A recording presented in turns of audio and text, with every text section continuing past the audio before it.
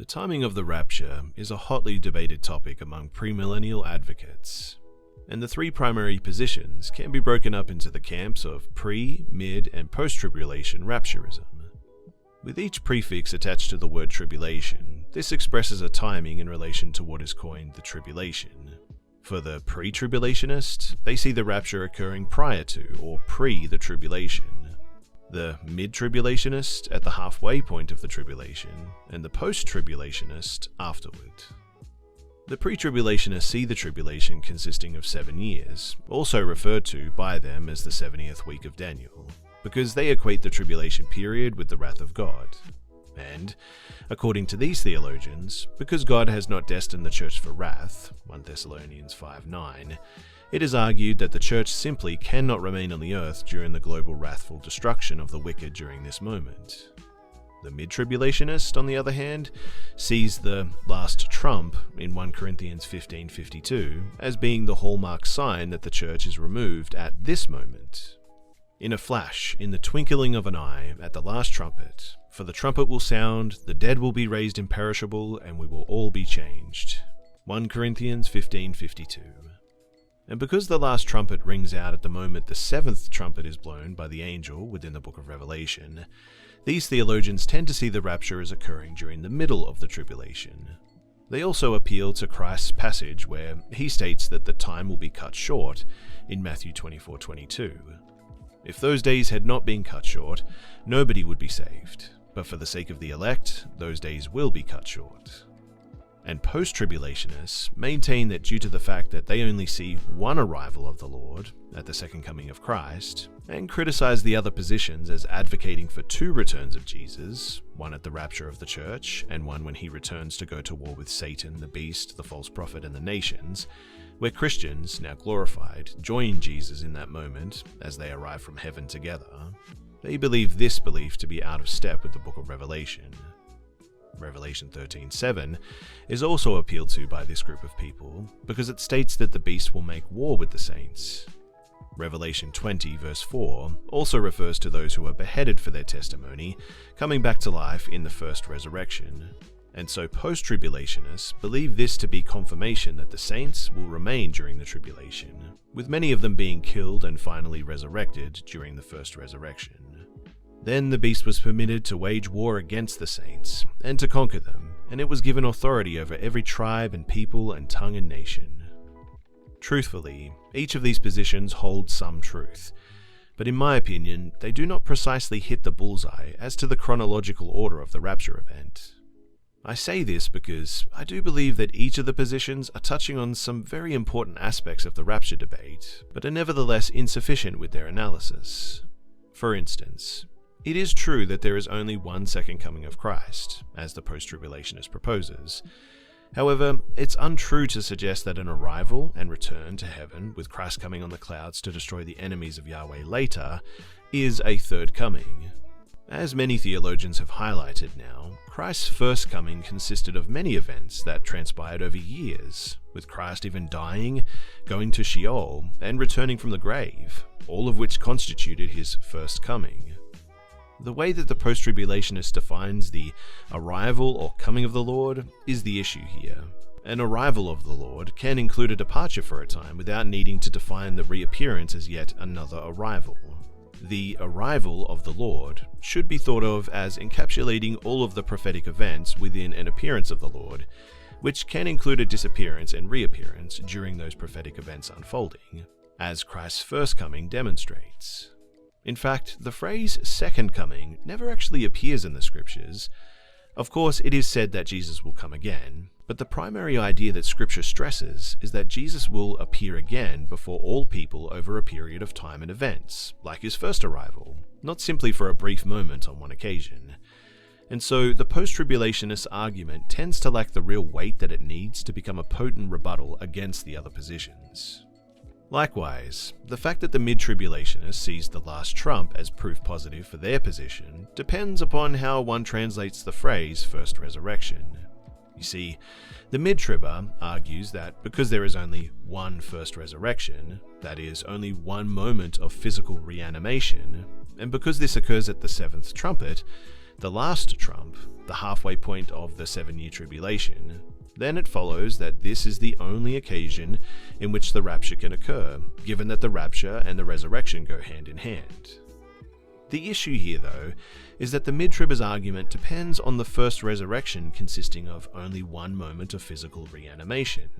But this simply cannot be, because Revelation 20 states that the first resurrection includes all those who are given authority to judge, of which it stipulates that some have already received this prior to those beheaded for their testimony of Jesus also being resurrected physically and beginning their reign too.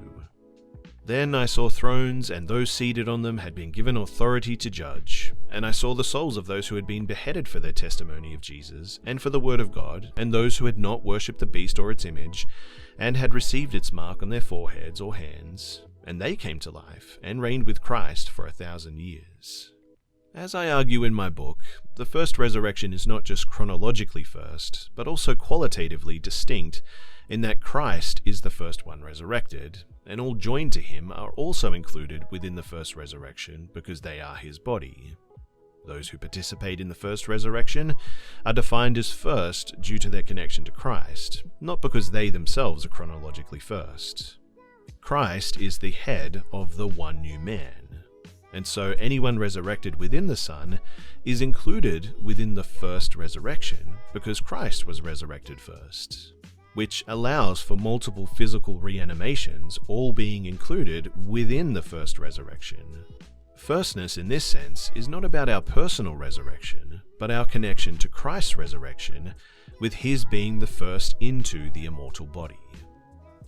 An alternative position too for the mid-tribulationist, one that is rarely considered by them, is that the saints killed by the beast are the two witnesses, who remain for a little while after all the other Christians are raptured or caught up to the Lord. These saints will play a particular role in which they will wage war against the beast that arises out of the abyss, which occurs at the 5th trumpet, and will be the resurrected at the 7th trumpet, the last trumpet, with the wrath of God and the day of the Lord beginning immediately afterward at the first bowl of God's wrath. So the saints that go to war with the beast are not all Christians, but a particular and peculiar group of Christians that have been empowered at the end of the age. And Revelation 13 is reflecting back upon Revelation 11, with the ones being killed by the beast being the empowered two witnesses. It's helpful to see these two passages side by side. These witnesses are the two olive trees and the two lampstands that stand before the Lord of the earth. If anyone wants to harm them, fire proceeds from their mouths and devours their enemies.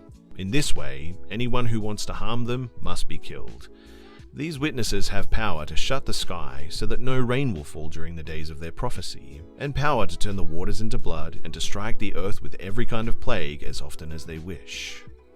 When the two witnesses have finished their testimony, the beast that comes up from the abyss will wage war with them, and will overpower and kill them. Their bodies will lie in the street of the great city, figuratively called Sodom and Egypt, where their Lord was crucified. For 3.5 days, all peoples and tribes and tongues and nations will view their bodies and will not permit them to be laid in a tomb. And those who dwell on the earth will gloat over them and celebrate and send one another gifts, because the two prophets had tormented them. But after the 3.5 days, the breath of life from God entered the two witnesses, and they stood on their feet, and great fear fell upon those who saw them. And the witnesses heard a loud voice from heaven saying, "Come up here." And they went up to heaven in a cloud as their enemies watched them. Revelation 11, 4-12.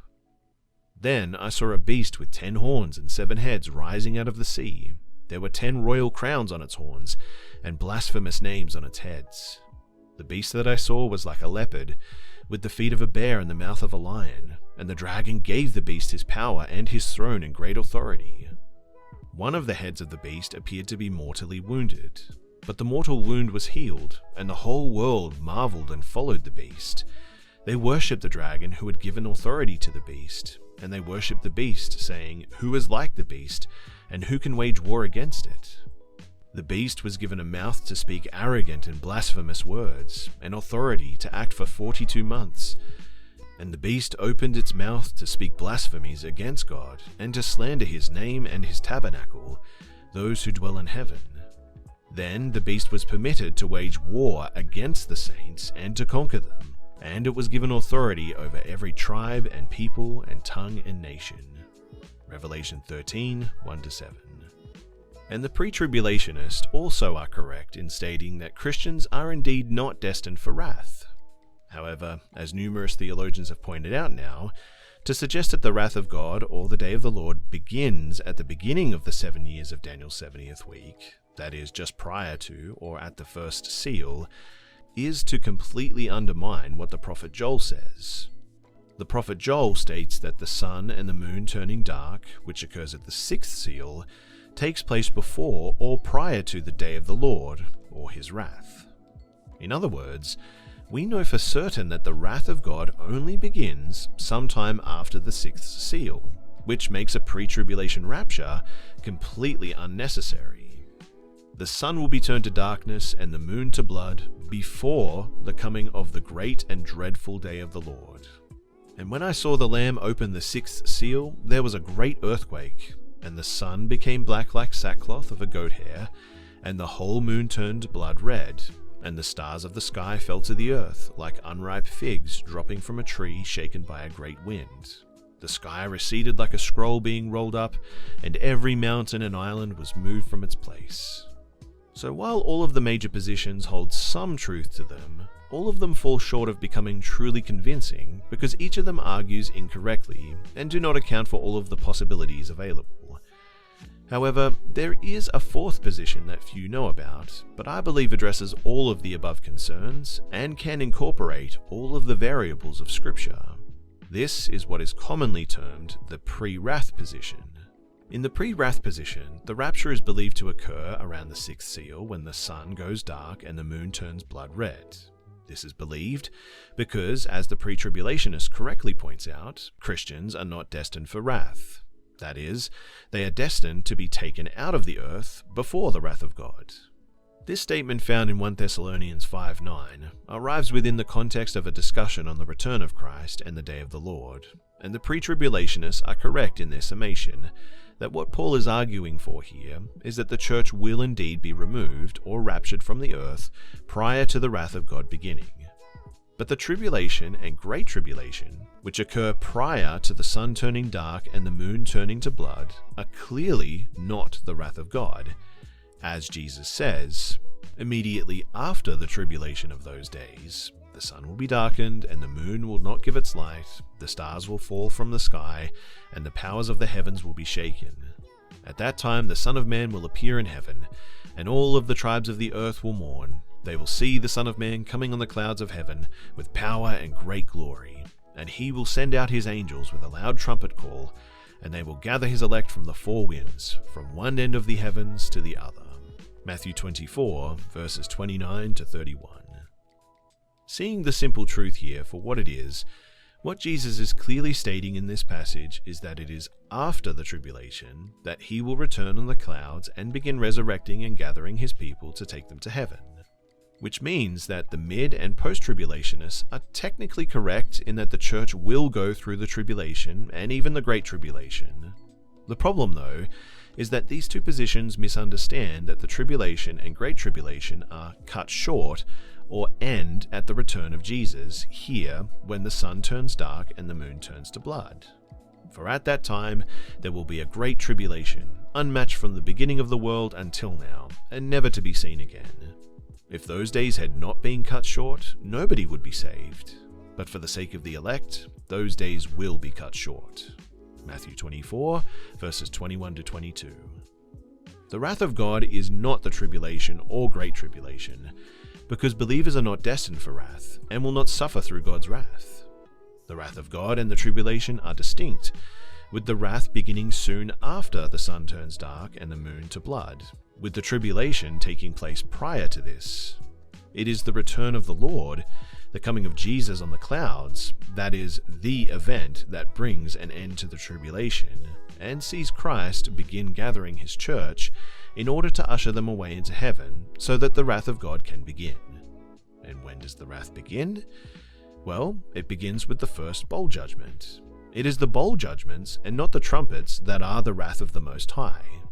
Then I heard a loud voice from the temple saying to the 7 angels, "Go, pour out on the earth the 7 bowls of God's wrath." Revelation 16:1. Coming back to the precise timing of the rapture of the church though, while we will address more of this topic in future videos, the basic question can now be answered with some precision. When does the rapture occur?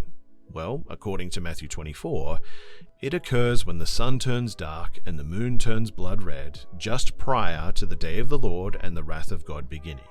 It is then that the sun and the moon will go dark. Jesus will appear on the clouds and blow the trumpet, beginning the resurrection of the dead, and send out his angels to gather in his people. And this, according to the book of Revelation, takes place at the 6th seal. This is the moment that the Lord returns, and every eye sees him. This is the time when all will flee to the rocks and caves as the tribulation is cut short by the majesty and glory of the Lord. And when I saw the Lamb open the 6th seal, there was a great earthquake, and the sun became black like sackcloth of goat hair, and the whole moon turned blood red, and the stars of the sky fell to the earth like unripe figs dropping from a tree shaken by a great wind. The sky receded like a scroll being rolled up, and every mountain and island was moved from its place. Then the kings of the earth, the nobles, the commanders, the rich, the mighty, and every slave and free man hid in the caves and among the rocks of the mountains. And they said to the mountains and the rocks, "Fall on us and hide us from the face of the one seated on the throne, and from the wrath of the Lamb, for the great day of their wrath has come, and who is able to withstand it?" Revelation 6, verses 12 to 16. Thank you for watching this video. To subscribe to this YouTube channel, please click the subscribe button below the video, and don't forget to hit the notification bell so that you'll be notified when new videos come out. And if you would like to look a little deeper into all things eschatology, then please do check out my free book via the link in the description below.